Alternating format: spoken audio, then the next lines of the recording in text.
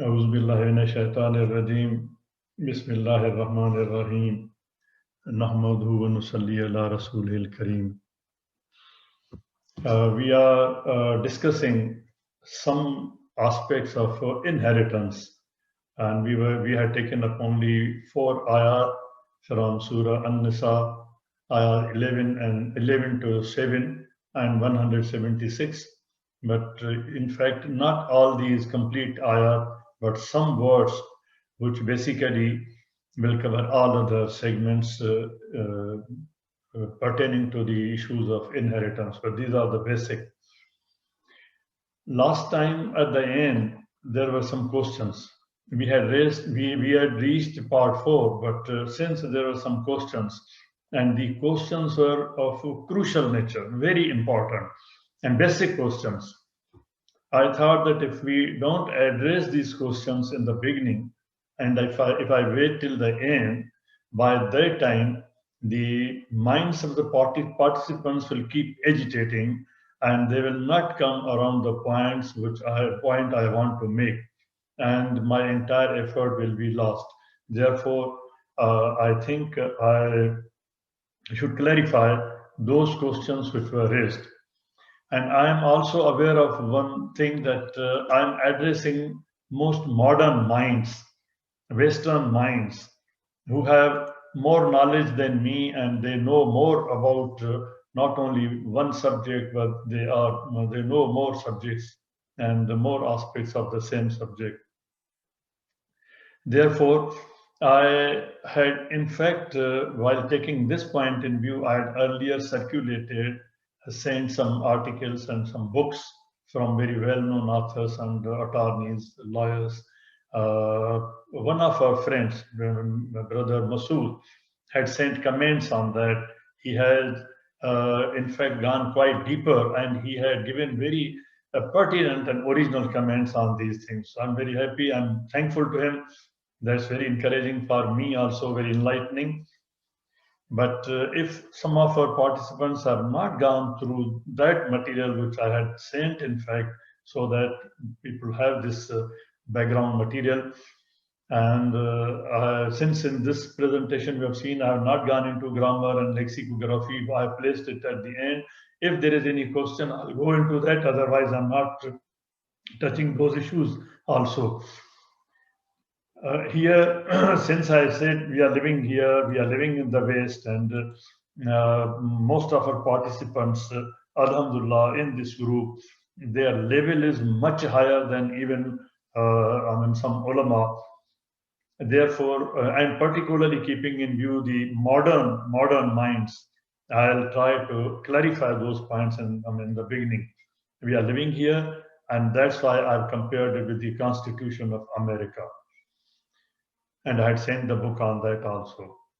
The name of the book was Similarities in the Use of Text, Traditions, and Reason also in Islamic and American jurisprudence. This will show that why there are certain difficulties in adopting certain Western or what we call most modern ideas. What is the problem? And it is a problem with every legal system in the world, whatever the system, legal system.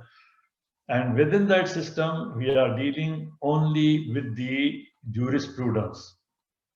I may clarify this today, and in fact, since last Saturday, we are discussing jurisprudence, not legislation, not common law, not other things. We are dealing with fiqh, only fiqh. We are discussing fiqh only. And how this fiqh is working, jurisprudence is working in the American system, for example, this basically deals with the theory of law, philosophy of law. And unfortunately, as I had already, I have mentioned many times that we are not teaching philosophy. And we are not teaching philosophy of law in the madrasas. Therefore, we are quite away from that. Jurisprudence deals with the theory of law, the philosophy of law. There are similarities as well as there are differences. in the jurisprudences, systems of jurisprudence in the world, different systems. Similarly, there are similarities and differences in the two systems of United States of America and the fiqh which we are discussing. This is a very interesting comment from Boulier, Richard Boulier. He says that common roots of Islam and the West about these, two systems, he says, their confrontation apparently which is being presented today, and hype is being created in media and it is being played up. Their confrontation today arises not from essential differences, but from a long and willful determination to deny their kinship so that they should not come closer. One thing is that we don't know, ignorance. And the other thing is that those who know, some of them, they are doing it deliberately. And you kindly remember the book of Dennis A. Spielberg, professor of comparative religion at University of Austin, a complete book written on Jefferson's Quran, that the Constitution here was developed on the principles of Quran. We have a lot of affinities, kinships. Even he uses the word kinship, but we are not looking at that. So I thought that comparison with this jurisprudence, system, only system, theories, comparison of theories may help me to explain what we are discussing in the segment of jurisprudence on inheritance. The debate over legal interpretation bears a striking resemblance. The way the debates are made on the Constitution of America and the way the debates are made on the fiqh are almost the same. Same pattern. In both legal cultures, founding text, here the Constitution and there the Quran, has continued across generations to hold supreme authority over all other law. Authoritative interpretation of this founding text is done by scholars, jurisconsults, lawyers, and judges. It's not that anybody who takes out a procession makes a demand and the Constitution is changed. It's not like that. And same is the case with the Quran. If we cannot change a man-made law like that, then how can we change a revelation? The United States Constitution is the supreme law of the land, and even no federal law or state law can change it or violate it. They cannot change it. But here you must have seen the tendency in some people with the modernized approach. They would say, no, this provision in Quran or this provision in the Sunnah is not acceptable because they don't understand it. We can't do this with man-made law, but we are ready to do this with the divine law. Interaction between supreme text and the human agency puts similar pressures on jurists in each system. For example, my approach may be subjective. It must be subjective because it is a human approach. It's through the human agency that we are approaching a supreme text. So it's not infallible, it is fallible. No, I can make mistakes, everybody can make mistakes. There are certain questions which are clear no or yes here. Is the Constitution a legal document to be read and interpreted like any other? No. Constitution is a different law. It is not simply a law.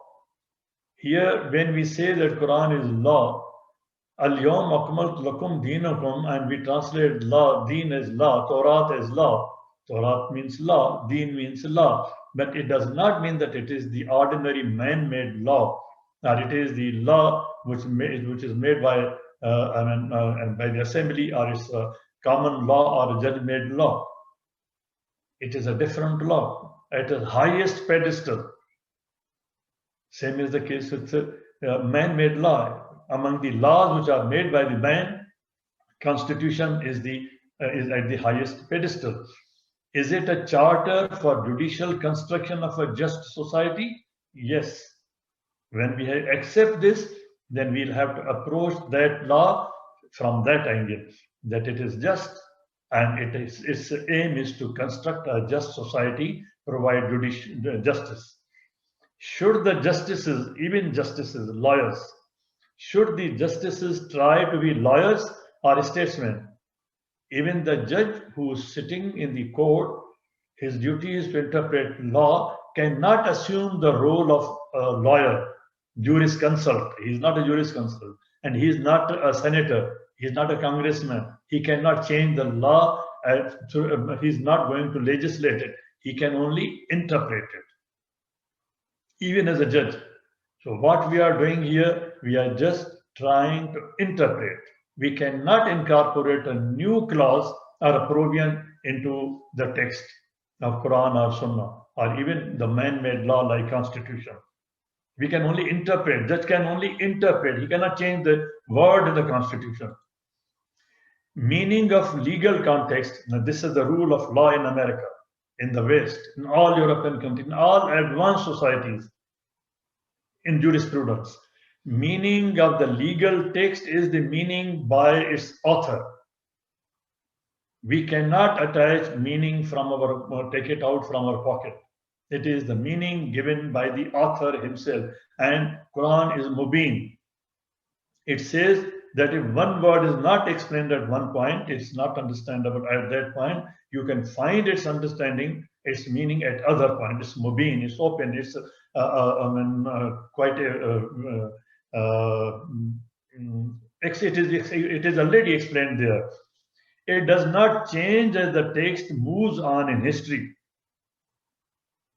The meaning of the word in Quran given there when it was revealed is the same even in the 21st century. The depth has been provided in its root, as I have been pointing out. The depth is provided in its root, and it has the flexibility, it has the power to deal with the new situations if we can understand and interpret it properly. But if we don't understand the structure and we don't understand it properly, then we simply, on the face of it, say, no, this is not correct, and we change it. We can't change that word, as we can't change the word in the man-made law easily. Meaning given by the author himself, the authors of the Constitution. Again, rule in America, the rule of the law is about the Constitution. It is not only the meaning of the word which is given by the author, but his intent. What was his intention when he said there will be no slavery? Understanding the Constitution according to the intention of those who conceived it. So we have to read Quran according to the intention of God. Ma yurid, what he intends. And then Justice Rehnquist says now, justice, court should not enforce extra constitutional principles, those not firmly grounded in the text and history. We can't do this with Quran also. We cannot bring anything from outside. Constitution is the structural law. It's not just law, it is a structural law. It is the architectural law. You have different compartments. You make different compartments. You plan different compartments in the building according to the architecture and the structure. But if you want to change the structure, then that's a different exercise. Another theorist, he says, any interpretation, if it lacks connection with any value in the Constitution, marked as a special, it is not a constitutional principle, and the court has no business imposing it. Court can't do that. here also. So therefore, we have limitations. We are discussing the jurisprudence of Quran given in the Quran. Constitutionalists assert that congruence between constitutional law and correct moral theory, correct moral theory. For example, the moral theory of Islam. For example, again, within that example, for the definition of family is totally different from other civilizations, from other cultures, from other, say, even some most modern ideas. It's different. If you change the definition of family, then the whole definition of civilization will be affected. If you change the definition of husband and wife, it will change the definition of family. So in the modernity, in the quest of modernity, we cannot give up the constitution. And everybody, every citizen even, not only the judges, they take oath solemnly. I do solemnly swear, and I affirm that I will support and defend the Constitution of the country, of the United States. At many places, Allah subhanahu wa ta'ala tells about different nations, about people who gave oath, who took oath, and the misak was taken. A contract was concluded with them. They took oath of solemnity. And here Allah subhanahu wa ta'ala is reminder for shahada. As you gave the shahada for constitution, here Allah subhanahu wa ta'ala says, Ya ayyuhallazina amanu. You remember you have given shahada, that you believe in this document which I have given you, and you will work according to that. You will not charge riba, usury. Allah is reminding that you are under oath. Amanu. Amanu, it's not only belief, its meaning is that you believe and you have taken oath. Both meanings. Allah is reminding. And here again, if you remember that you have taken oath, emanakum, oath. Eman means oath. Have you taken? Then wafuzu. In the constitution, the shahada of constitution, here you have seen that we defend it. We will defend this constitution. As citizens, we have taken oath that we defend this constitution. Allah subhanahu wa ta'ala says that we have to defend this. Wafuzu. We cannot ignore it like that. And then Allah subhanahu wa ta'ala is saying that ittaqu, be careful, I'm watching, it's being recorded. And then when you say that I believe and I have taken oath, amanu, it has both the meanings. Then you must also understand that it is from the one who is alim and who is hakim, and there is no other knowledgeable being in this entire universe, and there is no other wisest being in this entire universe. He is aliman hakima. And if you ignore this, then there's one reminder also that tilka hudud Allah. There are parameters.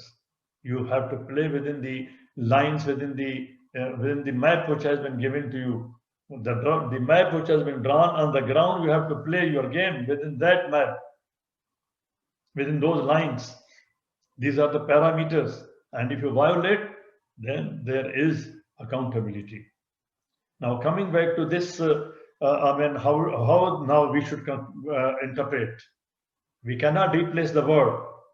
You have seen, we cannot replace the intention, but then how to interpret? The interpretation of the Constitution here, we apparently see that there are some Democrats and there are some Republicans and there are some other persons, but it's not like that. It is intellectual approach. Literal translation, literal interpretation of the Constitution, word for word, word by word, or it is the historical interpretation. For example, what was the meaning of the word in the 18th century when the Constitution was constructed, was built, was framed? Or what is the meaning today in the 21st century? So there is one literal approach. For example, Hanbal was a literalist in the interpretation of a hadith. We have other literalists also. Daud, Justice Qazi Ibn Hazm of Spain. He was a literalist. He revived the Zahiri mazhab, Zahiri, which is called Zahiri. They were literalists. The ayat 282, which we discussed last time from Surah Al-Baqarah regarding documentation, Justice Qazi Ibn Hazm gave a very detailed law on this ayat 282, how to document. And I had also mentioned that there are judgments of courts of Tunis at that time, Egypt at that time, Muslim courts at that time, and documentation occurred in the light of this ayat of 282. Literalism or historical approach. But the main thing is, what is the purpose? We'll come to purpose mainly. Attorney General Edwin Meese, he was the Attorney General of Ronald Reagan. He says, he's a modern man, most modern, jurisprudence of original intention, which required judges to ascertain the intention of the initial authors of the relevant constitutional text. This is important. Without that, you can't do. Without knowing ma yuridullah, what Allah intends, ma sha Allah, what Allah intends, and then what is the meaning at that time. You can't interpret. Originalism in the Constitution. The Constitution must be interpreted based on the original understanding at the time it was adopted. Now, how we can understand this? That we understand in the precept of the Prophet. He explained it. He did it. He created a model, Khuluqun Azim.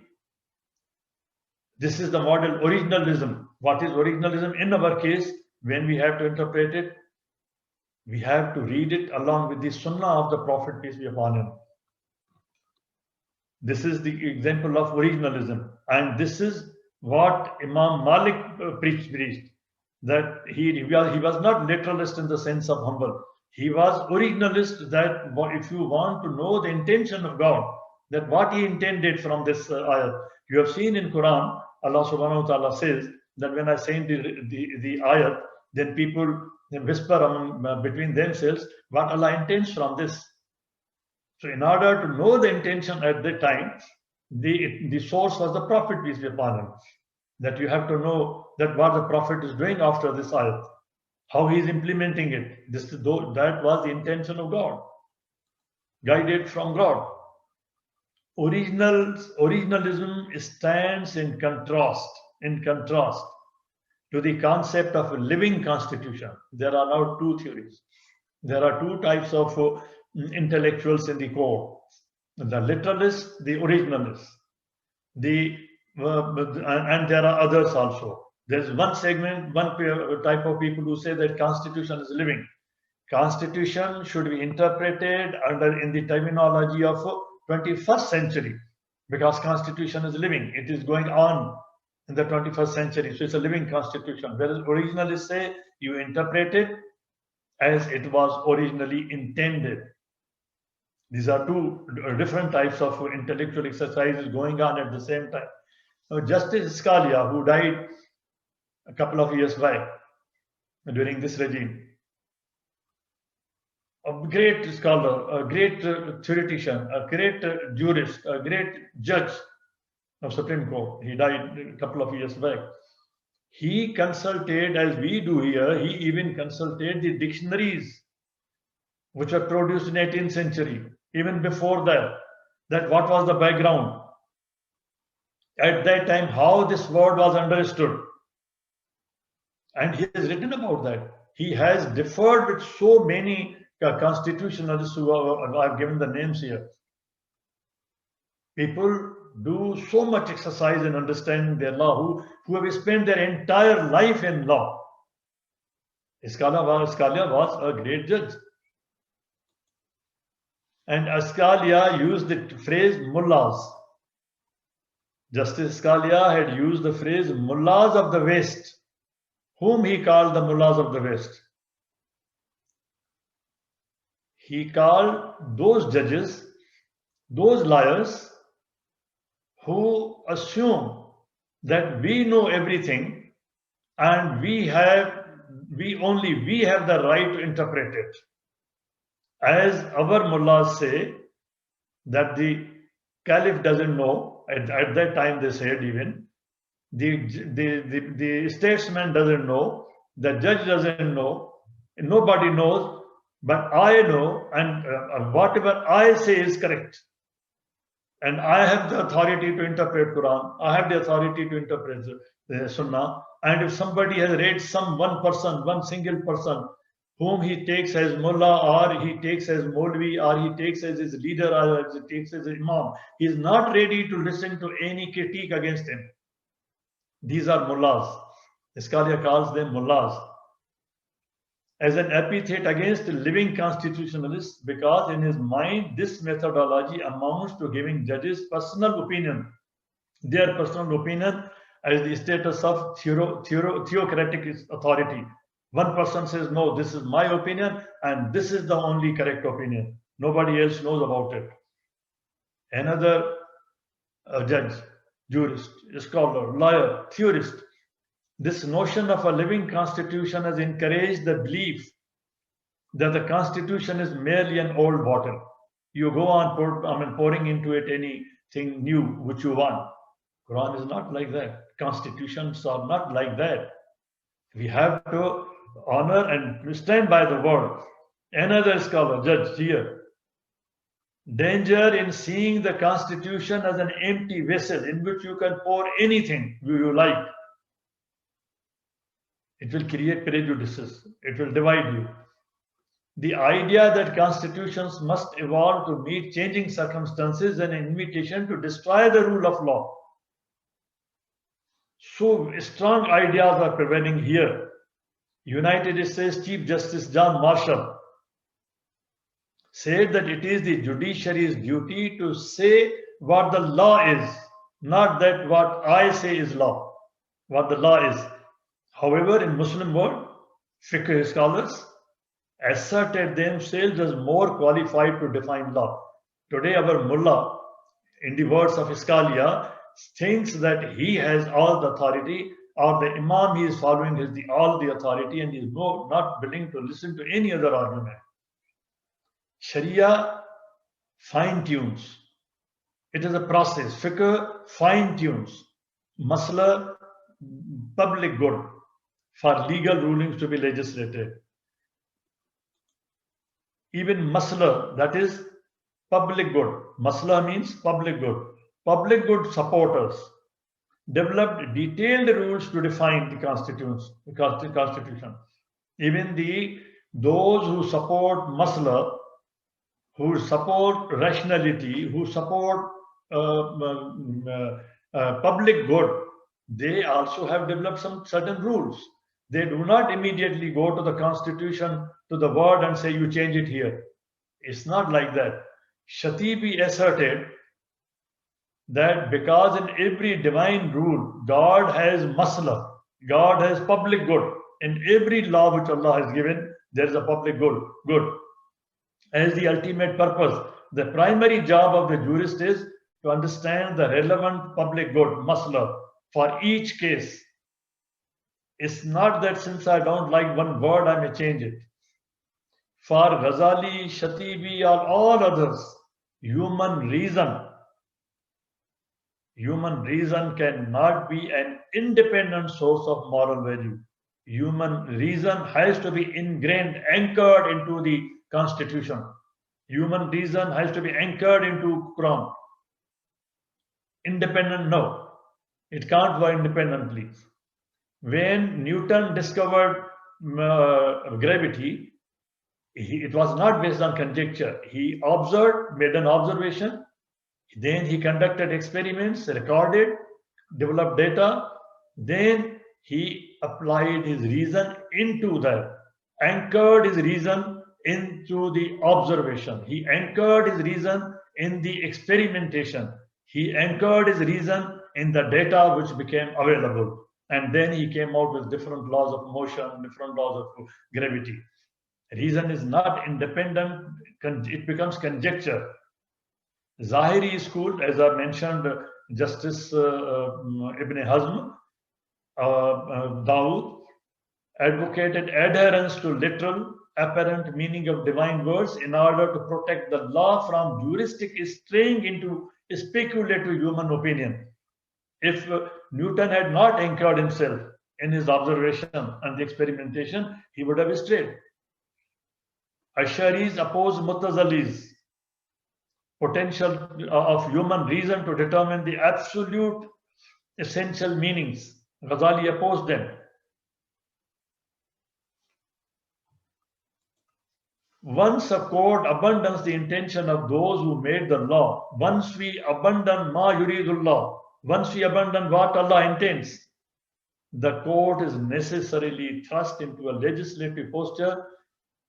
And what they are doing, they are going to write law. And in Quran, Allah says that they want to write law themselves with their own hands. This is Quran says. And here, this is, I've quoted in inverted commas. The beauty of fiqh is that it is pluralistic. It is not one man, it is not just one opinion. But unfortunately, we have made it schismatic. That what I say is correct, the other person is wrong. What I say, I am mu'min, other one is kafir. The spirit of fiqh is that whatever law you are making, wallah alam, it's not qatar, it's not the final word, it will change. I may be wrong, I say it, I repeat it every time, I may be wrong because of this theory, because of this, I mean, it's in the most modern laws in the jurisprudence in the West also, that is, I may be wrong, some other person may be right. All versions of fiqh reflect legal pluralism, flexibility, and interpretive approximation of law of God. Wallah. But here, I insist, no, I am right. Everybody else is kafir. This is what we have done.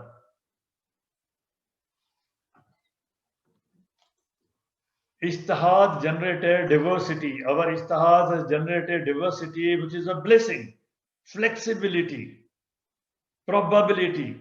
But unfortunately, we have constructed it into very structured schism of legal opinions was necessitated by the facts that at that time and even now the Ummah is spread on the entire globe. They are in different continents. They are living in different cultures. At that time, they were ruling different parts of the world. It had to be diverse. The nature of ijtihad and fiqh is that it has to create diversity.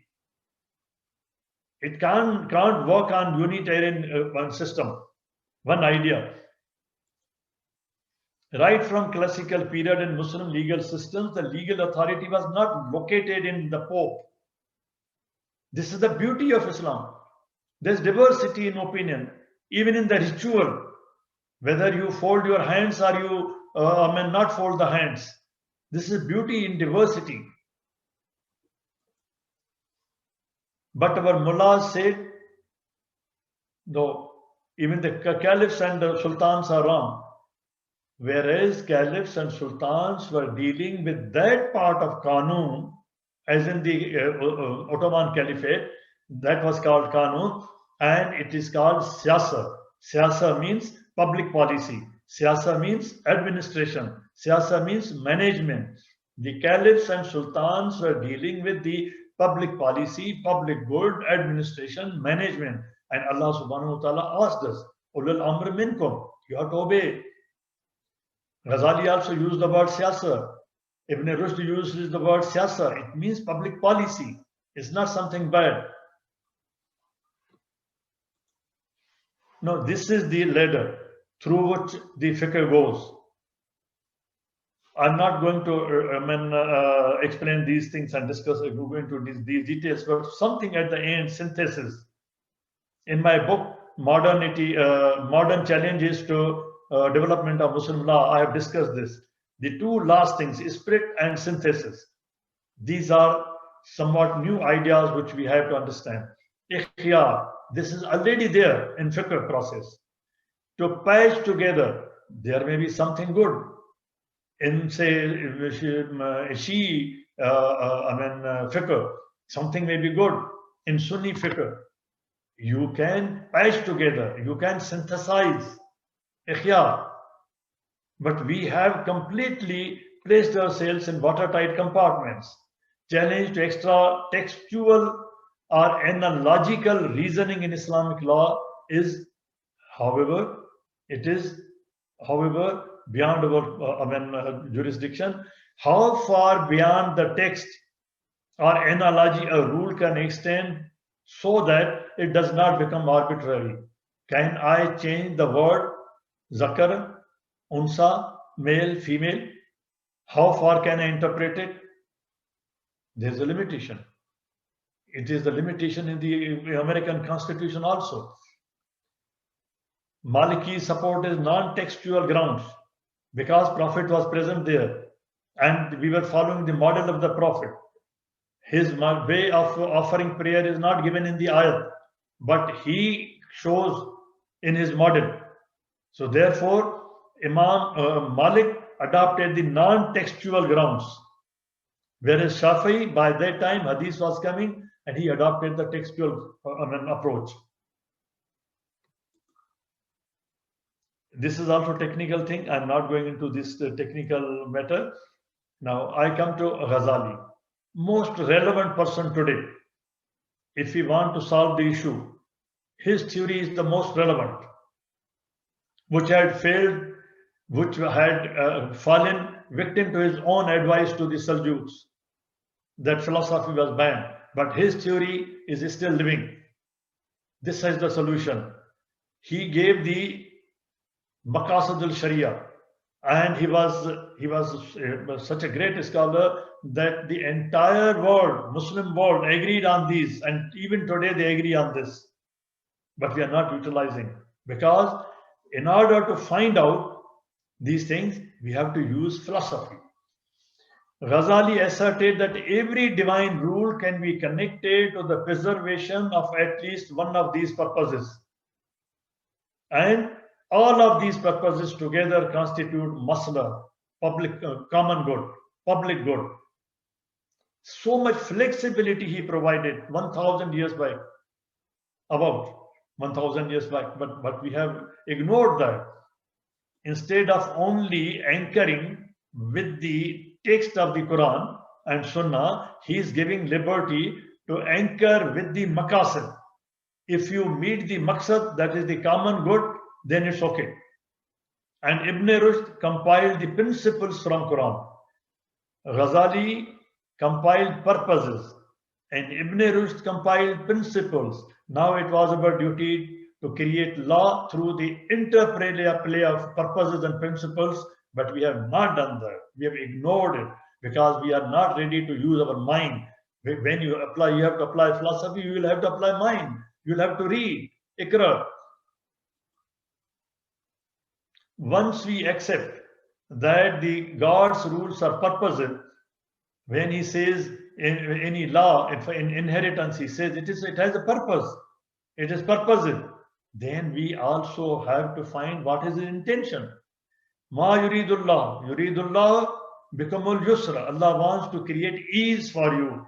Therefore, whatever the law you read in the inheritance, male and female, mother and father, sister and brother, what is the purpose? What is the intention? And that intention must be for creating ease. This is the law. But we are ignoring that. Today, our women are suffering due to an inheritance law. Our orphans are suffering. But we are not ready to interpret it according to the purposes and principles, according to the intention of God, and in order to create ease. We are not applying these principles, which in fact were filtered for us about 900 years ago. The purpose-oriented jurisprudence in Islam, now we are going to summarize, cannot be made to remain static, even at 5 maqasid. What is the progress after 5 maqasid? Have you gone beyond that? No, we are there because we refuse to apply mind. We refuse to study philosophy.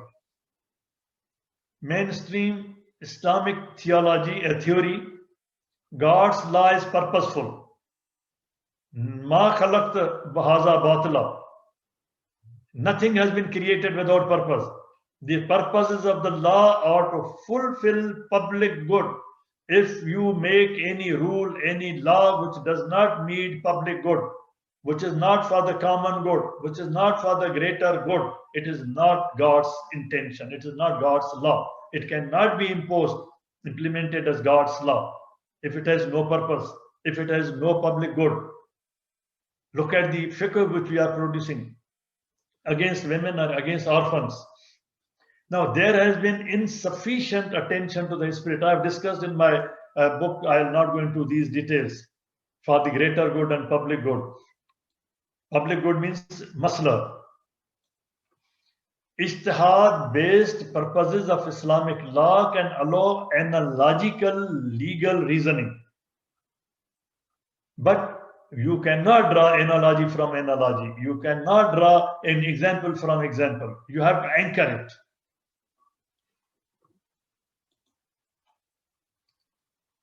And Ghazali also created a ladder. The stronger interest shall prevail. The public interest is prior to the private interest. The definitive interest prevails over the probable. These are the principles which he gave. Within these, we have to understand.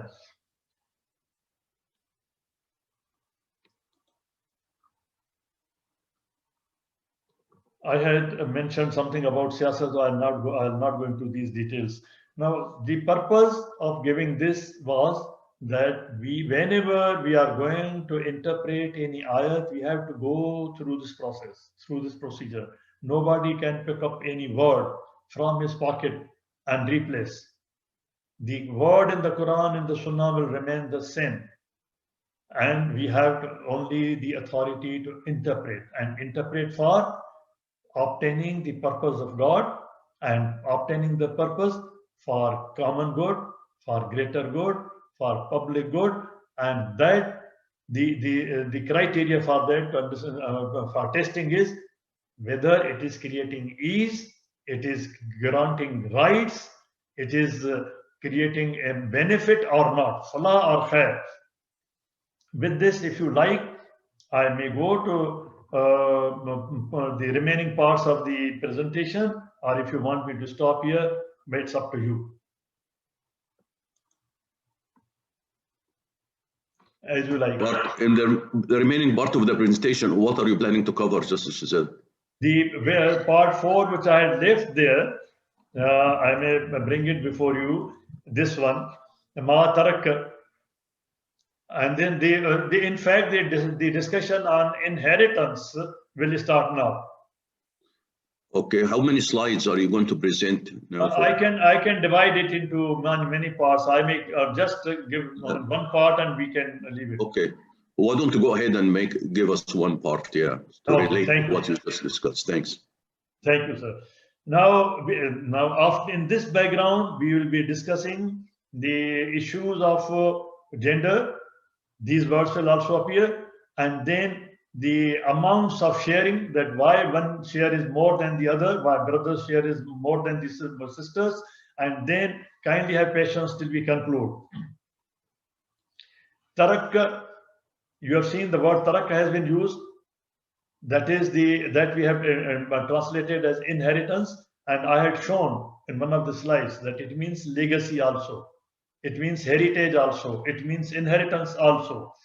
So even in the limited sense, the word tarakka, inheritance, refers to legacy of interrelational legacy of rights and responsibilities, assets and liabilities. Tarakka does not mean the inheritance of milkiyat only, mal only, assets only. It is the legacy of interrelational responsibility of mother, responsibility of daughter, for example. Sorry.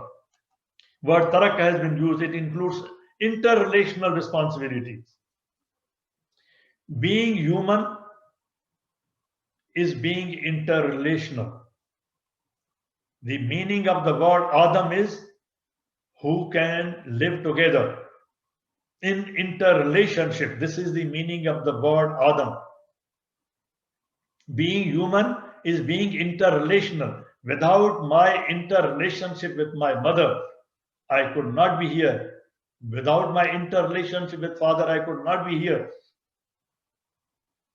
Hazrat Maryam's case, Allah subhanahu wa ta'ala gave us that if he willed, he could have created, he could have propagated the population. He could have increased the population without the assistance of man. But he has created us in another ayat in Surah 25, ayat 24, Surah 25, ayat 24, he says that I have created you nasban waseran. I have created you with paternal and maternal lineage. So this is a world of interrelationship. Being human is being interrelational. And therefore this heritage is interrelational. Tarak is interrelational. Inheritance in Islam is interrelational. And then Allah subhanahu wa ta'ala says, created you shuban wa kabail. What is shuban wa kabail? Only one aspect I may point out. When you say kabilatan, it's a body of men from one father and mother. But when you say kabilun, body of men from several ancestors. He created us, yet he created distinctions. Shuban, he brought us together in kabail, he brought us together in clans, he brought us together in families, in communities, and yet gave us distinctions, gave us color, gave us different accent, gave us different pronunciations. He gave us distinctions. Shuban. The whole idea was, and the whole idea is, to create civilization. Why interrelationship? Why civilization started after the creation of Adam? It was not till before that, Homo erectus, Homo habilis, hominid. They could not create organization, interrelationship. What is organization? Organization is interrelationship of different objects, entities. You organize them, interrelate them. Advanced human social and cultural development means relations and organization. This is civilization. Without organization, there is no civilization. Otherwise, human beings were there. Insan was there even before Adam. But there was no civilization. It is the organization, and organization is interrelational. And inheritance in Islam, tarak is one of the most important ingredients for maintaining the relationship, the interrelationship. Here, most of us all the time are delivering lectures with family. Let us say the family bond. But Quran gave a practical prescription, economic prescription to tie them together through inheritance, through tarak. This is the approach of Quran. This is the method of Quran. Now we have to understand, when we come to organization, to civilization, Quran is using different terminology. Rijal and Nisa, male and female, Zakar and Unsa, and other terminologies. At every place it has its own meaning. For example, Rijal, wherever Rijal and Nisa is used, there the discussion is about them as the members of social unit. Members of social unit. Family unit is a social unit. Community is a social unit. Society is a bigger social unit. And rights and responsibilities go together. Then tarak, there are rights and responsibilities going together. We have, last time Dr. Mamdou has explained that we are reading one part of Quran. We want to follow one part of Quran, but we are ignoring the other part of Quran.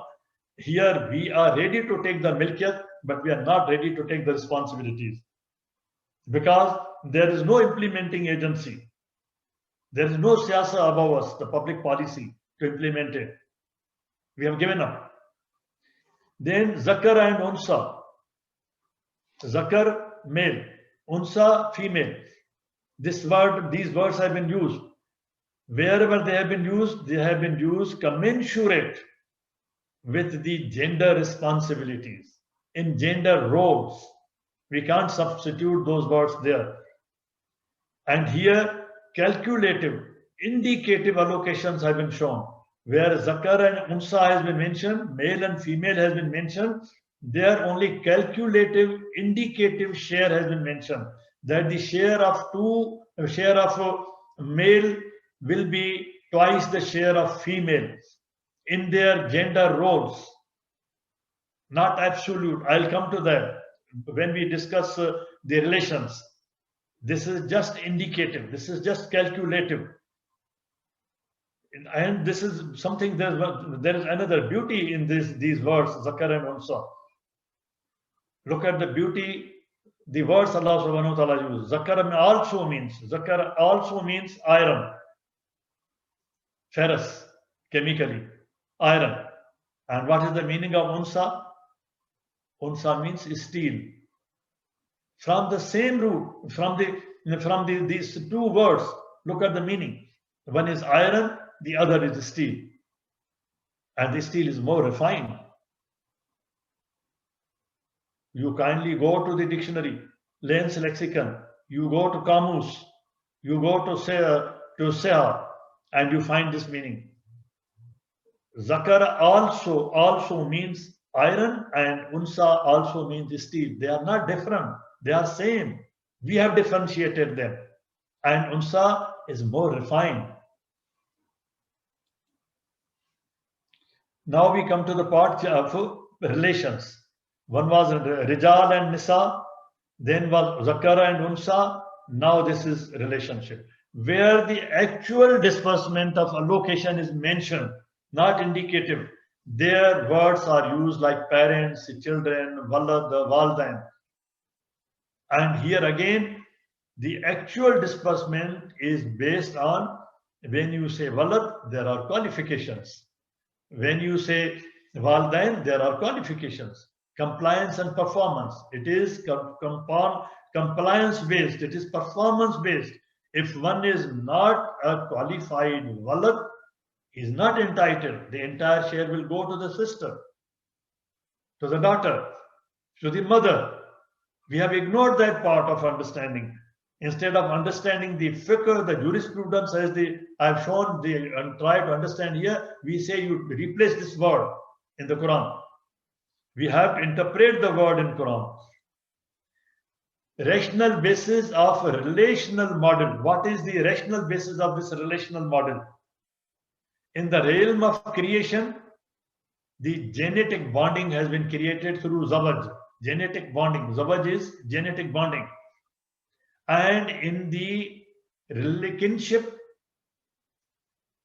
gestational signature has been given. And Allah subhanahu wa ta'ala Quran uses the word arham, your gestational relationship. Arham, the relationship of arham, signature which your mother has given you, the signature which your father has given you, the gestational, from genetic to gestational. These genetics don't work only in the test tube. Ultimately, it has to be the mother, the gestational mother. In the realm of being human, as I said, being human is being interrelational. Economic bonding is not just lecturing. Economic bonding has been created as a duty, as moral duty, and one is accountable for that. On the last day of judgment, one is accountable. Why didn't you give the share to your mother, to your daughter? And there is fire, there is hell. In this world, there are different types of punishment, but there the punishment is only by fire. And then the social chain has been created. You have seen the words akraba and kurba, the nearer and the nearest. And the nearer are not removed from the kist. Hazar al-kist. If the akraba is removed from the list of sharers, if somebody is removed from the list of sharers, that he does not fall within the definition of akraba, the nearest one, then he comes into the category of kurba, the near on the chart, kist. The Quran uses the word kist. It comes on the kist, and then you have to provide for him also. I'll show that. The same ayat is telling us that you have to provide for him also. Again, there was some question about equality, and it always come up. It will come up, I know. Equal man and woman, male and female, they are equal as human beings. Yes, no doubt about it. Surah Ayat 1 of Surah 4, Surah An-Nisa tells us very categorically, at many other places, as human beings they are equal. But at the same time, at other places, Quran is telling us there are darajat, there are differences. And science tells us there are physical differences, there are physiological differences, there are biological differences, there are anatomical differences. And based on these differences, again in Surah Nisa, Quran is using the word adl, and at other places also. What is adl? Adl is assign appropriate place to each to perform his role according to these differences. According to these differences, they are given certain roles, and those roles are not absolute. If the situation changes, if the woman wills, if the woman wants, for example, to work, she can work. This is just a very small example. So flexibility has been kept, but it has been given as a right. It is right of the woman to choose the role, depending upon the daraja, while exercising her right of equality. As human beings equal in physical terms, differences, and based on that other, you cannot take certain duties, for example, certain military duties from women by force. You cannot make such law, because you have to keep in mind these darajat. She has the privilege to exercise that darajat at that time. But as equal human being, she can demand, I am ready to perform the military duty, and you can't stop. Look at the flexibility and the right which has been given to her. It has been left to her within the framework of law, of course. Entitlement is not absolute. Sharing and entitlement is not absolute, not automatic. It is not stand alone. On a date when the person dies, the inheritance is created. It is a qualified standing. What is the first qualification? It is the relational set. Mother, father, brother, sister, son, mother. It is a relational set on that date. Determines sharing and its quantum of share. There are qualifications. There is a qualification to share. If the person fails to qualify, then he can't share. There are disqualifications also. What are those? For example, physical standing on a date, not predeceased. For example, we'll discuss this.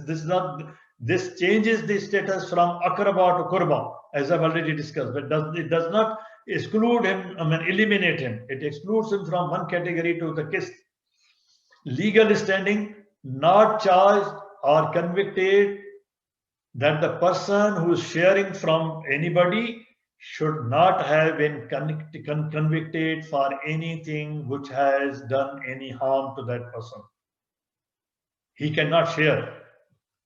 That is very important to understand. For example, there is one example, just an example. A person who is a murderer father, he cannot share from him. But keep in mind that here the relationship of the aggressor and the victim was father, but father was not the only victim, mother is also victim. Therefore, he will not share from the mother also. This is my opinion. He is disqualified not only not to share from father, but he is disqualified to share even from his mother, from his sister, from his daughter, for example, if you go go to that extent. Why? Because in this case, he made his mother widow. She is suffering. She is also a victim. It is a question of understanding the fiqh. And then moral standing. Based on actual compliance with the Quranic ordinances. Quran says, don't say off to your mother. Don't misbehave with your father. But if the mother comes to the court, if you have a system, if she comes to the jury and tells that he is misbehaving, he is torturing me, he is not looking after me, he is not providing me maintenance, then why he should share? He can't share. He'll be disqualified. If the mother makes a complaint that he is a delinquent person, then he is disqualified. Of course, through the process of law. Now here we come to the unsayen and unsa wa zakar, male and female. Question of male and female. Quran has mentioned these words. We have to discuss and bring out the solution for these suffering mothers and suffering women while these words remain there. We have to extract law from this. It may be noted that in Ayat 11 of Surah An-Nisa, the policy for indicative allocation, indicative apportionment of inheritance shares has been prescribed using the terminology of gender as male and female. These words will remain there in the constitution instead of saying son and daughter. Son and daughter has not been mentioned. But here in our mullahs, they share on the basis of male and female. Now, this gender is not applicable. This gender is indicative, for the purposes of calculation. Once this calculation is made, now we'll have to look at the qualification. If he qualifies to be a son, he will share. But if he fails to qualify, he's a murderer. He's a torturer. He is not looking after. He disqualifies. He will not get the share of his mother. The share of the mother will not be reduced. The share of the daughter will not be reduced. The share of the sister will not be reduced. Whereas in ayat number 12 of Surah An-Nisa, while prescribing share for the widow or widower out of the inheritance becoming available in the calculation, the formula in the kist which we are making for apportionment, after meeting obligations of bequest. I have shown there is the order of reaching the faraiz, not mafruza. There's difference between mafruza and faraiz. Till for mafruza it was indicative. Now we are coming to faraiz. Obligations of bequest and liabilities. The terminology of walad has been used. Not zakar, not male, not female. And walad includes both daughter and son. Has been used instead of the terminology of gender, male and female, as earlier used in generic terms in Ayat 11. In Ayat 11, it is male and female. In Ayat 12, it is daughter and son, both, sister and brother. This shows that share of the widow or widower is adjustable. If walad is available as walad, as the walad who is not disqualified. For example, the grounds which are mentioned, who as such carries the burden of financial responsibility under the system of Islam. But if he is not, then the share of the mother will not be reduced. Share of the sister will not be reduced, because here it is not male and female, it is not gender. It is the relation, interrelationship. Being human is interrelational. And here Allah subhanahu wa ta'ala has mentioned these qualifications. Anfiku, if he is not meeting this requirement of anfiku, he is disqualified. He is not one of the kawamun, he is disqualified. He will not, the share of the woman will not be reduced. Therefore, the term walad in Ayat 12 does not merely stand as a substitute for the term referring to female or male. And then furthermore, in this perspective, the quantum of actual apportionment now coming to kist or disbursement is not with regard to gender. Actual disbursement is with regard to the relation, not the gender, but with regard to availability of walad as qualified walad under the laws of Quran, and the assigned financial And not only financial, but allied responsibilities, because tarak includes all that meaning, legacy, all the legacy. If mother is sick, he has inherited that legacy. Qualities he, she has to differ. You have seen in the insurance law here, there is one clause, existing situation, pre-existing situation, pre-existing condition. You inherit along with the existing conditions or situations, the legacy, which includes assets and liabilities and responsibilities also. And look at this word, the way it has been used in Quran. Focus is on the apportionment of share to widow and widower, and not on the aspect of gender specifics. And these are obligatory responsibilities. I've shown these ayat, some of the ayat. And at one place Allah subhanahu wa ta'ala says, you don't know who is nearer to you. But the word tadrun, I had shown that the root word shows that it is, we don't know, but it is knowable. Allah subhanahu wa ta'ala is inviting us to know who is nearer to you, who needs more, or who may need more. In jurisprudence, it has been held among equal eligibility criteria, even in fiqh, that walad can be debarred if he is, as I've already given the example of the person who is not looking after the mother is debarred. He is torturing, he is debarred. His murder is debarred. Analogy of the same, murder would be disentitled, being harmful to the survivor. If he is, if because of any action, his mother is the victim, then he is not qualified to share. In this example, deceased is not the only victim, as I've already explained. Even the widow is the victim, and she will disqualify him. I think I've explained some of these words. I'll not go into these details. Allah subhanahu wa ta'ala says that you deal with your parents with ihsana. If the mother complains that he is delinquent, he is not working with, behaving with ihsan, then he can be disqualified. So I stop here. Subhana rabbika rabbil izzati amma yasifun wa salamun alal mursalin walhamdulillahi rabbil alamin. اللهم صل وسلم وبارك على سيدنا محمد وعلى آله وصحبه. اللهم اهدنا فيمن هديت وعافنا فيمن عافيت وتولنا فيمن توليت وبارك اللهم لنا فيما أعطيت وقنا واصرف عنا شر ما قضيت إنك يا ربنا تقضي بالحق ولا يقضى عليك. اللهم ادخلنا برحمتك في عبادك الصالحين. اللهم اخرجنا من ظلمات الجهل والوهم إلى نور العلم. اللهم علمنا ما ينفعنا وانفعنا بما علمتنا وزدنا علما. اللهم اجعلنا ممن يستمعون القول فيتبعون أحسنه. اللهم اكفنا بحلالك عن حرامك وبطاعتك عن معصيتك وبفضلك عن من سواك. اللهم بفضلك ورحمتك أعلِ كلمة الحق والدين. اللهم انصر الإسلام وعز المسلمين يا أكرم الأكرمين.